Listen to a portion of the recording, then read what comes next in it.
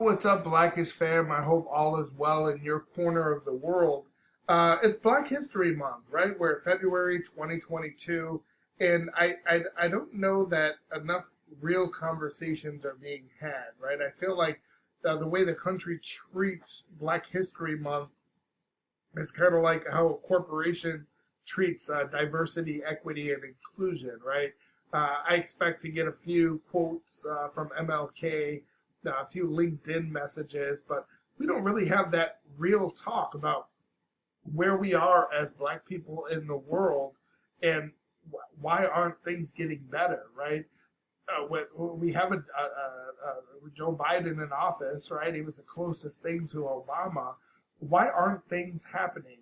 And let's be honest, when we start talking about the enslavement of our people and all the post traumatic stress that we have now, and all the issues we talk about, the wage gap, not creating generational wealth, all these problems in the world.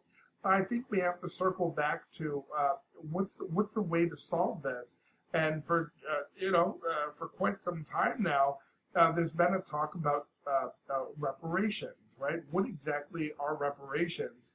Well, in the history, when throughout history, when people have been oppressed, people have been wronged, the government has tried to right those wrongs by compensating them, compensating these individuals, right? You think about a fund like the 9/11 fund, right, for the families that were affected. But one would think that how do you pay Black people? How do you determine who's Black, right? Look at someone like me. I consider myself Black. I have a Black mom, but I have a Mexican dad. That dad wasn't really part of my life, but I identify as Black. But look at me, I'm yellow like, right? I always say I'm yellow like a Simpson. I used to say I'm tall, olive, and handsome, right? But it doesn't mean that I don't identify as Black. I can't trace back my ancestors to slavery because I can, right? I can trace my ancestors back to a particular place, Senegal, and even the slave trade and the Cape Verde Islands. And so why is it that someone might get money and I won't, right? And other people might be saying, what about, I'm a Black person, but I lived in the U.S., but that doesn't mean that, it's like who gets it and who doesn't? How much should it be? Because you can argue that slavery is what built this country. It's what made this nation as valuable as it is. Because think about it. Think about how well you can grow a business if you didn't have to pay the employees. But if that company made it in the world and they established themselves, don't you think the right thing to do would be to look back and to pay the employees, or at least the ancestors of those employees, what's due to them? At one point, we were promised 40 acres and a mule. What would that equal today, right? I've seen estimates that range from a few $1,000 going to hundreds of thousands of dollars. In fact, one of the most reading that I've done on this, someone actually comes up with a dollar amount, and he says that because of what's happened in this world, I can break down the numbers and I can show that every Black American should receive $350,000. Now, they should have enough to buy a property and get a head start in life. And we look at how others have had a head start in this country, and the wealth gap just continues to increase.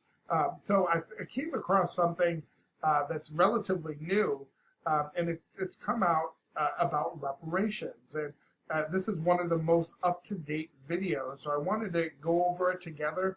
Blackish University, this is what we do. I would argue that we don't actually need cash. I'm not going to say no to $350,000, but I say we need opportunity, right? Let their money be available for Black entrepreneurs, right? People that want business grants, housing grants, right? Down payment assistance.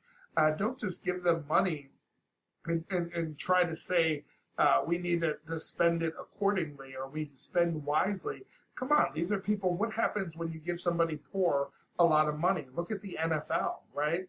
Look at the likelihood of bankruptcy within 5 to 7 years. Look at someone that's poor, but they win the lotto.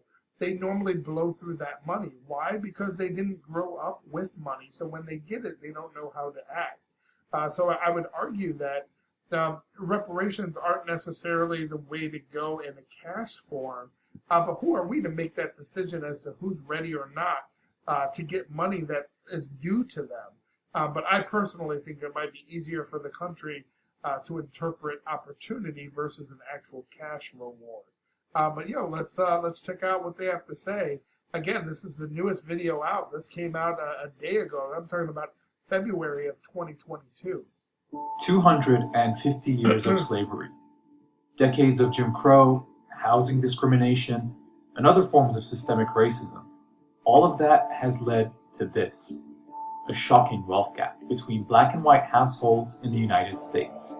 An average gap of $850,000 that, some experts believe, can be solved by something long overdue: reparations to the descendants of enslaved black people. But how do we even determine who's eligible for reparations? And I think it's important when we have this conversation as well, and we're not just putting a dollar amount on what our ancestors had to go through. There were opportunities to create generational wealth that were missed, right? So if you look at, let's say, 100, 200, let's say 300 years ago, that when someone becomes a landowner, right, and they get their first step in the country to own their piece of the pie, right, and they build and they establish themselves and they start a business, like owning property is wealth that you can pass down, and your kids don't have to work as hard because they always have a roof over their head. They have somewhere to stay, right? They're able to go reach for the next level. Well, people in the inner city and normally black people disproportionately are fighting to try to save up and try to get out of this vicious cycle that they're in. It costs a lot of money to be poor, right? Come on now. And can the struggle for reparations in other parts of the world teach us anything about what needs to be done in the US?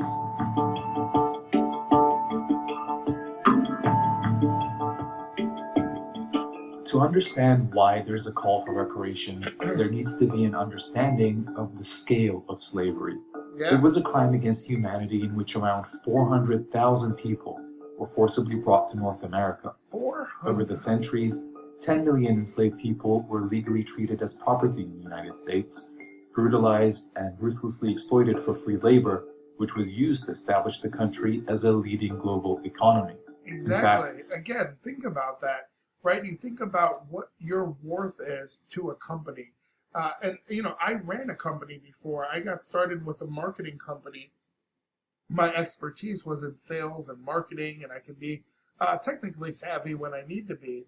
But the company couldn't afford to pay me, right? They were breaking off from another company. So what did they do? They gave me equity, right? What does that mean? Well, it's basically something where I'm getting compensation in the future. I'm owning a portion of the company. In this particular case, they gave me 20% ownership of the company because they couldn't afford to pay me what I would demand because of my education, because of my background. Well, what does that mean? Well, years later, right, I helped run that company for almost 10 years. Well, after that, when we parted ways, this was a multi-million-dollar company. This is something after 36 months, we were able to do $1 million in revenue, and we kept doing that year after year. Well, I have something coming, right? I have 20% of the profit. So normally for a business, you look at what the business is worth, how much the business is bringing in. And when there's residual income, sometimes you multiply that by 36 months because that's how long, typically before it starts to drop off. So I had money coming to me. And now I'm in a better position because I own other property, right? I have other investments. I was able to take advantage of that and be able to jump on other opportunities because I was in a position where my kids now won't have to fight as hard as I did. I grew up poor. I grew up with a dad that was on drugs. I grew up in the inner city of Chicago Now I'm in the suburbs. Now my kids live better. They go to better schools, have a better education. They have a dad that has the freedom to be at home. A lot of people don't have that opportunity. But listen, and I think I know what he's referencing here. They're saying that this professor, I've seen this, yes.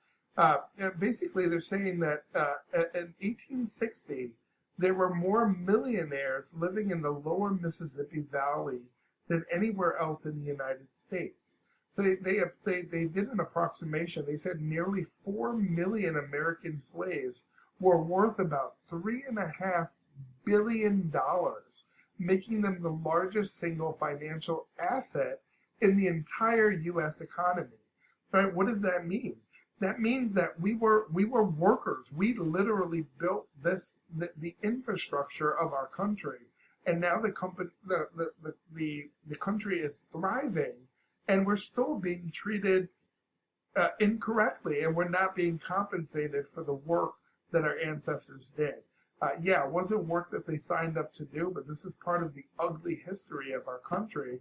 And it's something that we need to talk about. There's a very real argument for reparations. And I don't think that should be something that, it didn't happen to you. Right? Slavery wasn't that long ago. And one would argue that we're still suffering from the consequences of what happened due to slavery. And we've never been compensated. We haven't even received an official apology from the government. You might ask yourself why, right? Because if there's an official acknowledgement of what happened, they might be liable for some sort of compensation. 400,000 people were forcibly brought to North America. Over the centuries, 10 million enslaved people were legally treated as property in the United States, brutalized and ruthlessly exploited for free labor, which was used to establish the country as a leading global economy. In fact, one historian estimated that by 1860, enslaved people were, quote, worth some $3.5 billion, making them the largest single financial asset in the entire U.S. economy. That's around $115 billion today. When slavery was abolished in 1865, 4 million formerly enslaved African Americans were freed. But through their forced labor, they created billions of dollars in generational wealth for their captors, and none for themselves. And remember, too, when people say things like the Civil Rights Act of 1964, or they say something like abolish slavery, this was not like a switch that you can just hit. It doesn't mean that slavery stopped, and all of a sudden they were like, I recognize you as the man you are, and I'm going to judge you by the quality, the content of your character, right? Not the color of your skin. No, it doesn't work like that, right? These people were still oppressed, and what do they say, right? They don't call you slaves anymore; they call you criminals, right? Either way, we went through different systems of people preying, predatory lending, and look at what they did with redlining and controlling where we live. They didn't necessarily put us in the same place that they did the Native Americans, but they might as well have, right? Back then, the U.S. government understood the need for reparations and passed an order to distribute 40 acres and a mule to all formerly enslaved families. And now keep in mind, this was something that was going to happen. This was already agreed upon. Now, one thing that we could argue is what would have happened if our ancestors received that sort of compensation. 40 acres and a mule to every Black American. Now think about what that would mean. Would you have a home? Would you have land now? Would you even be where, I think the wealth gap would be much smaller, right? We might not be if we weren't in the same position as other Americans, then we would have nobody to blame but ourselves, right? But that's not the case. We haven't even had the opportunity. We're still fighting for equal rights, let alone compensation. Come on now. So they could build wealth and financial security.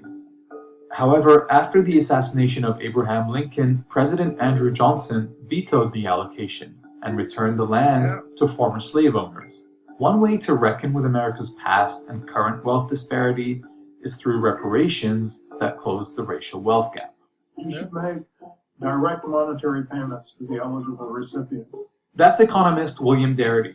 He co-authored the book yeah. From Here to Equality. And this is actually really interesting because he's the one that actually comes up with that dollar amount. A lot of people struggle to determine the dollar amount, but also who it would go to. And obviously, when you think of like a class action law settlement, now there's normally so many people involved that when you actually get your settlement check, it's like $1.25, right? Because they took $20 million, but it was spread amongst everyone who had a Netflix account from 2003 to 2009. We wouldn't want that to happen either, right? Which outlines one of the most comprehensive plans for what material reparations could look like.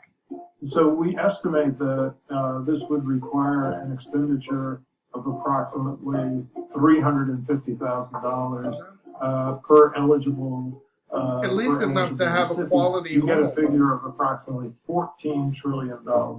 Reparations for the crime of slavery and its legacy have long been a subject of national debate. Now, and I think it's always an argument that we weren't the people enslaved, right? Or it's an argument that, hey, we shouldn't have to pay for this. These were the wrongs of our ancestors.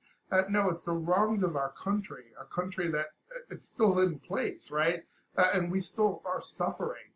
So when people talk about reparations, I think it's important to understand some of the problems that we still have in our communities, right? You think of an inner city like Chicago and the crime and violence and the segregation, and you think of how we can change that. And I think it's hard for people to swallow that. What is that? How many $1 trillion will we add to the deficit? So again, I don't know if cash compensation is the best way to go, but think about the opportunities. You can create the same value by helping people get started with a business, right? Help them get the licenses they need to get established in the weed business, right? Take advantage of medicinal marijuana or legal marijuana. There's a lot of things that we can do that would help people, pay off a home loan. Maybe give them $50,000 towards buying a home, right? Maybe help them do renovations with it if they're buying homes that are within their own hood. Maybe they can help control that. Maybe we hire construction companies and they're paid by these grants that they can do certain things, almost like modifications you do for like the disabled or so. Right? You get a voucher or something that you could redeem. I think that would be an intelligent approach to this. I don't think reparations for something that happened 150 years ago for whom none of us currently living are responsible is a good idea. And I think they're using what academics would call the theory of distance, Exactly. That's that exactly something it. is too far in the past to have contemporary application. Or be So relevant. it's easy to see why Congress has yet to pass H.R. 40, a bill that was proposed all the way back in 1989. It would set up a commission to study and consider a national apology and proposal for reparations for the institution of slavery and its subsequent racial and economic discrimination against African Americans. And while you cannot place a monetary value on slavery and its lasting effects, there's a precedent of reparations programs compensating Exactly. victimized communities directly. Back in People want to always act like this would be something new. This is not something new. I think the scale of reparations for African Americans would be new, but not reparations in themselves. the U.S., the Civil Liberties Act of 1988 designated $20,000 payments to Japanese Americans who survived internment camps during World War II. The U.S. government has also made payments in instances where it was not the culpable party. Payments made to families that lost loved ones during the course of the 9/11 attacks, as well as payments that are being made to individuals who were held hostage in Iran at the end of the Carter presidency. Up to $4.4 million per hostage or their estates. In the case of slavery, the U.S. government did promise reparations. It's 40 just acres and a reneged on it. mule. Woo! In fact, when the U.S. Did he just say they reneged on it?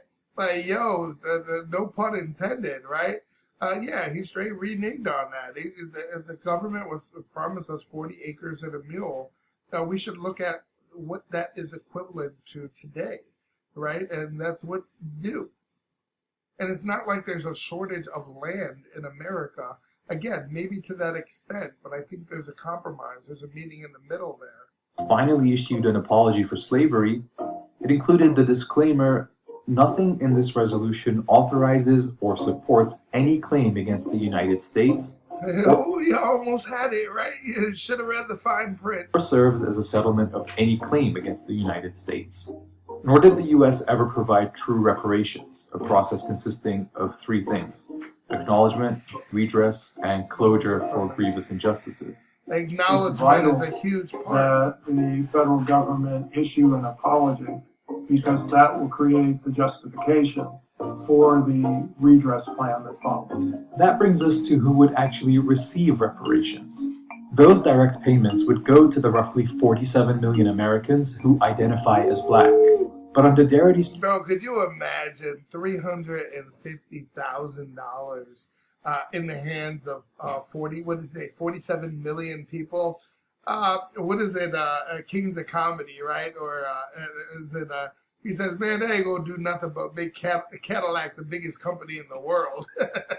Yeah, I ain't gonna lie, we're gonna be out there riding nice, right? We're gonna have all sorts of unnecessary shit. It's gonna look like tax day, right? Like people done claim 4 kids on their taxes every day, every month. plan, the requirements are a little more strict. First, Black Americans would have to have identified as Black, Negro, African American, or Afro-American for at least 12 years before any reparations plan goes into effect. And they'd have to prove that they had at least one ancestor who was enslaved in the United States. One. Now that's easier said than done, right? To prove at least one ancestor was enslaved in the U.S. Because how would you do that, right? You think about the census, right? That's what they do to count the number of people in households and break down the demographics. I don't know that necessarily was in place during slavery. I don't know if they use that. Now, I've been to plantations and I visited, and I see that they normally have books where they can identify the children of slaves and they can look back at certain things that they documented.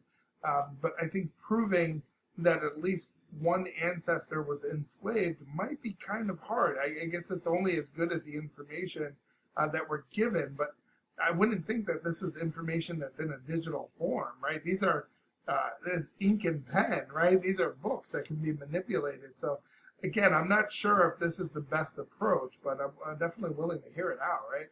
One way to do that is using the census. If your ancestor was present in the 1870 census and was old enough to have been alive so they were in doing the 1850 census or even back 1860, then. but you can't find that person in the 1850 or 1860 census, That would suggest that they were probably enslaved. that's because before slavery was abolished with the 13th Amendment, enslaved people were not counted in the census. They're actually missing people from the 1850 and 1860 census. Quite Their a bit of absence people, there I would is a imagine. potential indicator that they were probably enslaved. But while Darity's plan has received traction, it still faces opposition. The impression down here is that Caribbean people who live in the United States, Black people, would not be entitled to any reparation paid by the U.S. government. See, and that's not right because they still suffer, right? They're still part of the suffering, but they're not to not allow them to be a part of this. That would affect them as well. So it has to be something that's reasonable, but I think it does need to be specific to the continental U.S. We are saying that's not right. We are saying that's divisive of the Black population in the United States.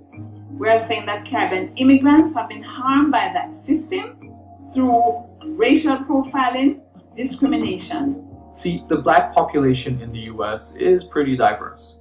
Most Black people are foundational Black Americans, meaning they're American descendants of enslaved people. Others are immigrants or the children of immigrants who came to the United States from mostly African and Caribbean countries. Those individuals may have ancestors who were enslaved, but wouldn't be considered eligible recipients for reparations in the United States. descendants of the enslaved have a claim that's linked directly to the failure to provide their ancestors with the promised 40-acre land grants. Yeah. And that's uniquely a debt that is owed to the individuals who... And that's because of the point and because of the acknowledgement by the government, one would argue that that's probably what's going to hold up the best in court. And if you're going to present something like this to politicians or to court, it needs to have very precise facts, because they're going to have some of the same questions that we do, right? Well, who gets this? Can't anybody identify as black? How many ancestors? How far back, right? So you need to have things in place that can help really clarify and get this through, if it is something that needs to go through the government. But people are for sure going to have questions, especially if people are getting something of this worth, right? If you're passing out $350,000 payments, it's well worth being deceiving, right? Deceiving someone. I mean, look at what people did with the PPP loan. Come on now. Were enslaved and it was not met, and to their descendants. The second reason that's somewhat related is the fact that the current or existing racial wealth gap in the United States is a consequence of policies that have been pursued by the federal government that built white wealth to the detriment of black wealth. A major policy Darity is referring to is the Homestead Act of 1862, or H.R. 125, legislation to, quote, secure homesteads to actual settlers of public domain. And think about that when the head start that they got. So if you provide someone with land, right? If you give someone land, you're setting them up to create generational wealth, right? 40 acres is nothing small, right? Your typical home is on less than an acre. So think about that and how America was broken up to create wealth. And what that means for you, right? To the detriment of black wealth. A major policy Darity is referring to is the Homestead Act of 1862, or H.R. 125, legislation to, quote, secure homesteads to actual settlers of public domain. The policy incentivized citizens to move onto and settle land that had been violently stolen from indigenous nations. Yeah. It provided 160-acre land grants to over 1 million white families for a small fee, but... Think about that, 160 acres. Do you know how much that would be worth, depending on where you are? Even the worst place, right? Even somewhere that you wouldn't want to be. Think about the areas where we put the Native Americans, right? Now considered tribal land. Man, if black people had 160 acres, bro, we'd be acting a fool. But no, real talk. It's showing you how much wealth was created. Now think about that. If you own that many acres, what that means for your kids. You can grow food. You can take care of yourself. You can provide shelter. You can do all of these things that black Americans, it's been stolen from them. Instead, we have black Americans in this rat race, right? In this hamster wheel, powering this economy, right? And other people are able to sit back and enjoy life a little bit better. Why? Why, when we were the ones that built this country and our ancestors suffered and we still don't have anything to show for it? For a small fee, but excluded the 4 million formerly enslaved people from the program who had already been denied the 40-acre land grants they'd been promised. Through the act, 270 million acres of land was settled across 30 states over 124 years. Remember, owning land generates income, and passing land down to the next generation builds wealth. So the consequences of that decision are seen today. Approximately 45 million living white Americans have benefited from this massive asset-building legislation. I would argue that virtually all black people throughout the diaspora, the African diaspora, have a claim for reparations. Yeah. But they don't all have a claim for reparations from the United States government. The horrors of slavery and its fair. Consequences are not uniquely American. I think that's definitely fair, because there's a lot of people that suffer the consequences of what the United States did. But it wasn't just the United States, right? But there's a specific, we're entitled to this based on the conversations that we were having with our government. We were promised 40 acres and a mule, and we want our land. Now, one can argue they can be creative, right? There's other places of the world. I'm not talking about Antarctica or Alaska, but there's other areas of the world where the U.S. can possibly purchase land, right? Or U.S.-based land. Look at like the U.S. Virgin Islands, right? So there's the government can be creative, but something of this scale would change the way that the world operates, and I don't know that everyone's ready for that either. The transatlantic slave trade transported approximately 12.5 million enslaved Africans across the Americas. The overwhelming majority of enslaved Africans were shipped directly to Latin America and the Caribbean. Spain and Britain shipped around 1 million enslaved Africans just to Jamaica. By 1833, slavery was abolished throughout the British Empire. But instead of compensating formerly enslaved people, Britain provided reasonable compensation to slave owners through a then £20 million loan, which British taxpayers fully repaid in 2015. You think about that, right? What are they reimbursing you for? That's almost like the bailout, right? During the recession, Wall Street was crumbling, right? But people on Main Street were really feeling it. Yeah, these big brokers lost millions of dollars overnight, right? These heavy investors. But think about the little man that couldn't pay his mortgage, right? The foreclosures were at an all-time high. Bankruptcies were at an all-time high. People are losing their cars. What does the government do? The U.S. government. They build out these huge companies saying that, they're too big to fail. If they fail, it means all of these other things. But what does it mean if the American person fails, right? If the American person doesn't have access to these things. So think about that. That's the equivalent of saying, oh man, we got rid of slavery. We need to compensate these slave owners because now they actually have to have a real business. You can no longer run this business. Yeah, why is your business thriving? Well, because you have free workers, right? What would the country have looked like if slaves weren't here, right? Would you be doing this work yourself? Because I know we didn't have the machines to do it. So you might have had to hire. You might have to hire quite a few people, which would have dipped into your profits. So you wouldn't have had that much wealth. You wouldn't have had that much wealth to leave to your kids, right? You wouldn't have had these trust funds and these accounts that allowed them to start businesses, that allowed them to prosper, that created branches that simply weren't there for African Americans, right? Why? According to one estimate, that's worth over 20 billion British pounds today. For decades, descendants of enslaved people have been fighting for reparations in these regions. And in 2013, several Caribbean countries united to form the CARICOM Reparations Commission, which developed a strategy for reparations that focuses on reparatory justice. The 10-point plan begins with the demand for an apology, which is followed by calls for repatriation, an Indigenous Peoples Development Program, eradicating illiteracy, and debt cancellation, to name a few. CARICOM has sent letters requesting reparations from countries like Spain, France, Britain, and the Netherlands. Now, a little bit of action goes a long way, but I think the United States is a bit worried about what that represents, right? Because, I would argue that I think, we're not getting anything now. So if we just had a seat at the table, all right, an actual intelligent conversation about reparations, I think the government would be amazed at what we're able to push and pull, right, and what we're able to negotiate. Because a lot of people, I think, college education, right, a bachelor's degree or a master's degree could be free. There could be grants that are given to buy books, right, or buy computers, to get self-help courses, to get access to real medical, psychologists and counseling.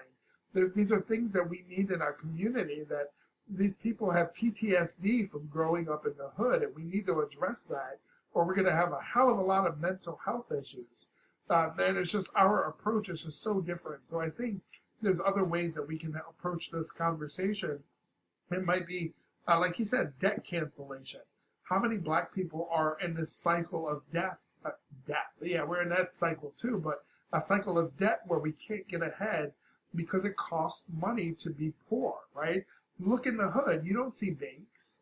The banks aren't even where white people want to put their money, right? A bank's not investing their own money with a bank, right? But we don't even have a bank unless it's TCF, maybe, right? You won't give us this hood-ass bank. No.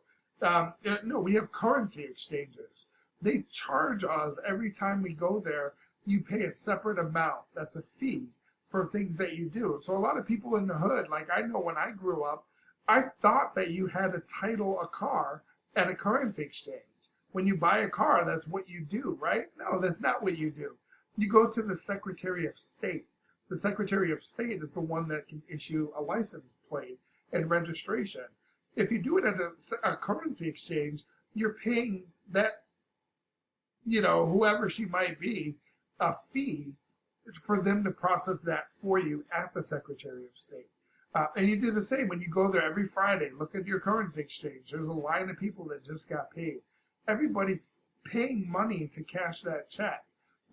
What they're paying is proportionate. It's a direct ratio to how much that check is worth. The more you made, the more you're paying to cash it.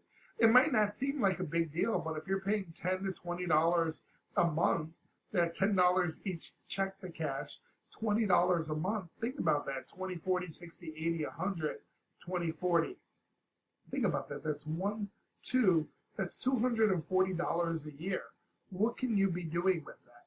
Even if you took that money and you invested in cryptocurrency every year, after 4 years, you have $1,000 investment that's only growing, right? So think about the things like that. How much does it cost you when you go buy a roll of toilet paper instead of buying that 18 or 30 pack at Costco?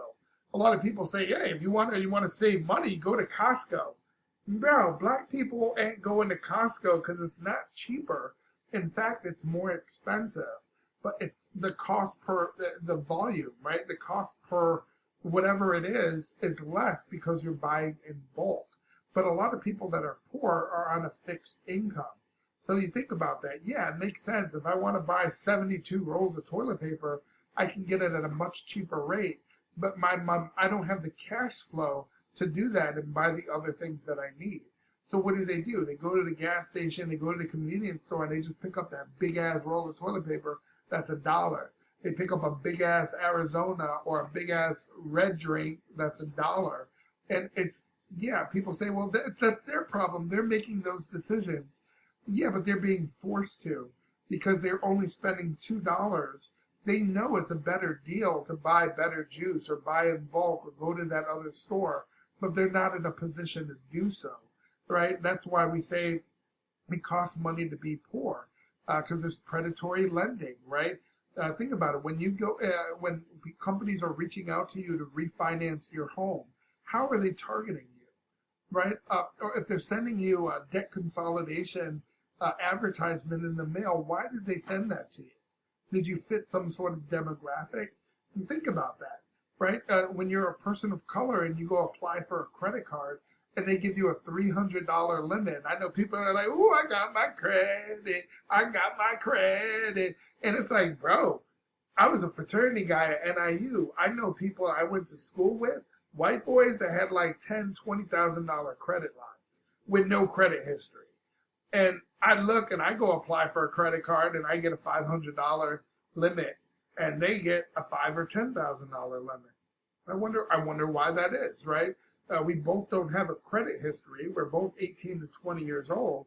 But it's also the moves that people do, right?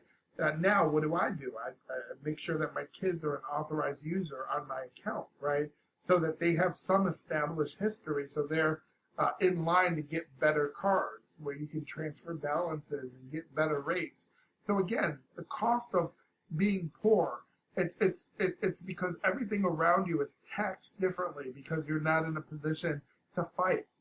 And people know that and they take advantage of that, unfortunately. The response was negative for the most part. No country admitted to the wrong. No country took responsibility. No country apologized. No country committed to repair. Today, we're still living with the legacies of colonialism and enslavement. that have left Black populations across the globe at a disadvantage. There is definitely a case that can be made that there has been a global pattern of exploitation of people of African descent. We're here to demand what's owed to us from the United States government. And despite incremental progress and different approaches to reparations programs, people across the Americas continue to fight for redress. Right now, this is a contentious issue. It's affecting relationships, world relationships, global relationships, country versus country. I think if this was, we're in a cancel culture now, right? I think if this were if the United States was a corporation, what would people be saying about the company and its leadership? Right? Think about that, and that can help put this more in context as, the U.S. has to act. They have to do something. You're a company that would be like Amazon saying, I took these 5,000 people from the Cape Verde Islands, and I've been using them to ship out packages and build my business when it was just a bookstore. And I've continued to build and grow on that, and now I'm a multi-billionaire. And I want to just say that these people are released and release them out into the world. It's like, nah, bro, you're going to pay me. I didn't do this. I did this for the equity, sweat equity, right? I broke my back. I took these lashes. You stole my children. You raped my wife. You did all these things to me. You did all these things to my kids. You did all of these things to my grandparents. You ruined some of our best years in this world and what this world means to us. We think our country hates us. We're getting attacked left and right from the time that we're young kids till the time that we're older, right? So you got to think about all these things when you talk about reparations, right? It plays into how we're treated, and it affects you in so many different ways. I had an example where years ago I saw a DUI incident. This cat was just running into different parked cars. And what happened? I called the police. Well, 15 minutes later, I shouldn't even have to tell you what happened. I was on the floor, right? I ended up being detained for about an hour, and they cut like little X's behind. I had a Mercedes R350 at the time, and they were questioning, whose car is this? Where are you from? I'm like, it's my name on the registration. Right? It's my name on the insurance card. I'm the one that called you. I witnessed the crime. I tried to flag you down. And I'm being held like I'm a criminal, right? And think about what your kids see. Thank God my son, my daughter, the teenagers, they weren't even around back then. But imagine when you get pulled over. And this has happened to me. You're pulled over and they're like, what are you doing around here? What are you doing with this? I'm a guy who's always had cash money on me. I used to I have nicer SUVs, larger SUVs. So that interaction with the police, think about what that means when they see you, right? When they see your interactions, how you're being treated, and what that means to how they live their life, right? So it's important to think about those things when we talk about how Black people are affected. You might not always see it, but trust me, if you're a Black person, we see it all the time. Disputes exist. I think reparatory justice would help the society to heal itself. Both people of African descent, African people. Yo, trust me, if you're giving $350,000 to every Black American, all right, I don't like you motherfuckers, but we cool, motherfucker. We cool now. Come on over, because we grilling and we smoking. Come on through, everybody, right? So you did a lot of wrong, but if you're willing to throw out that $350,000, we cool, man. We can shake on it, bro. People and European people, I think they'll be good and beneficial to all of us. Reparations! What do we want now? What do we want? Reparations! Reparations, I think it'll be great, but I think, man, we can't even look how hard it was to pass Obamacare, right? We can't even agree on some of the most basic fundamental issues. I don't think the government's going to take on trillions of dollars in debt for Black people, right? They already treat us like the redheaded stepchild, right? So I think, this is an argument. It's important that we keep the conversation alive and we're able to really express ourselves when people ask. It's really important that we're able to articulate the reasoning in our history. I think that's so important. So many young black dudes, young black women don't really know our history and what we're fighting for. And I think if you understood your history and what happened to your people, you would really be fighting for this because you know what it's done. And if you look around the country and it's like it's burning in certain places, why? Because of the way we've been treated. We're not going to take it anymore. Our people are protesting. People are upset. We're backed against the wall. And I think even with COVID, it's shown us how even things like our healthcare system are disproportionate. And if you're a fan, not just of a person of color, but to the lifestyle where I heard my son once before, he said, I burned down mics and fight for civil rights. I was like, ooh, shoot.